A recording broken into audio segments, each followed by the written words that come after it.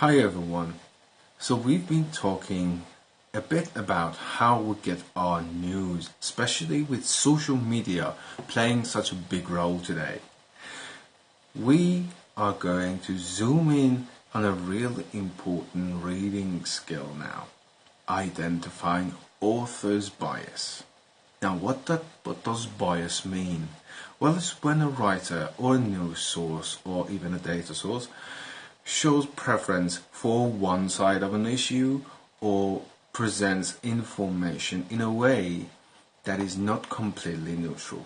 It's important to be able to spot this so we can be critical readers. So by the end of this short activity, you'll be able to look for clues in a text that might show an author's bias. There are several clues we can look for. Let's go over a few key ones. Loaded words. These are words that have strong positive or negative emotional connections.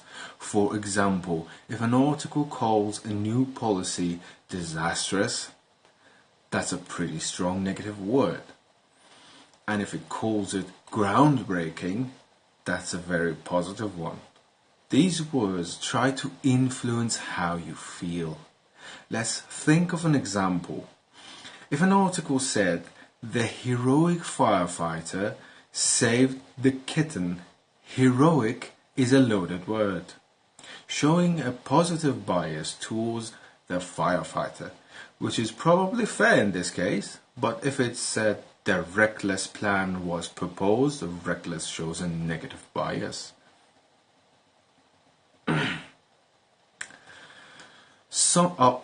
Second key factor is when opinions presented as fact. When opinions are presented as facts. Sometimes a writer might state their opinion as if it's a proven fact without providing evidence. For example, everyone knows that city living is better than country living. Is that a fact or an opinion? It's an opinion. A biased writer might present it like it's an undeniable truth. Third key. Unbalanced information. Does the article only show one side of the story? Does it only include quotes or evidence that support one viewpoint and ignore the others? Unbalanced article will try to show different perspective. If it's very one-sided, it's a big clue for bias.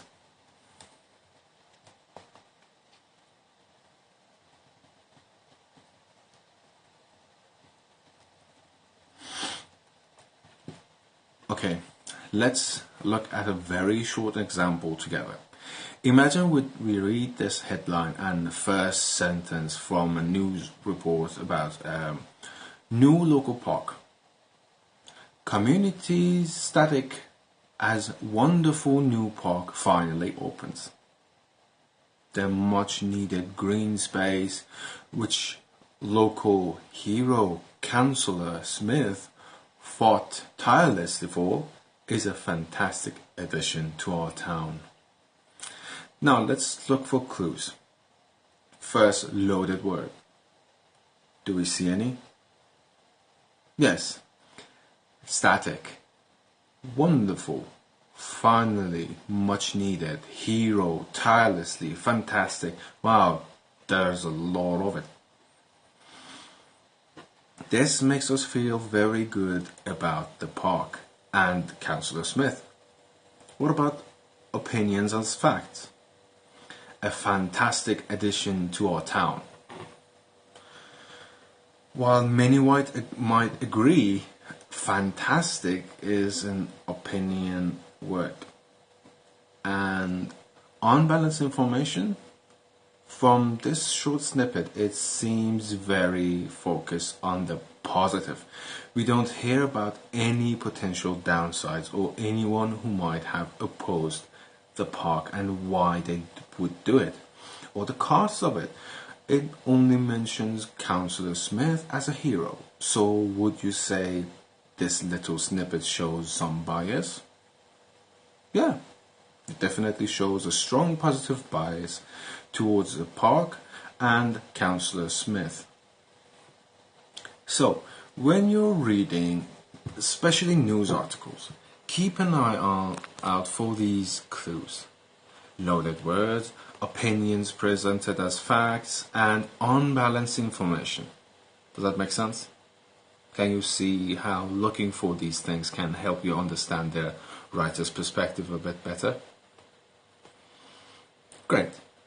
Now we have a better idea of how to spot bias. In the next part of our lesson, you're going to read a short article about the impact of social media on news, and your task will be to identify any examples of bias you find, using these clues we just discovered. After that, we'll be writing a short paragraph. Excellent work, everyone. You are now better equipped to be critical news readers. Well done.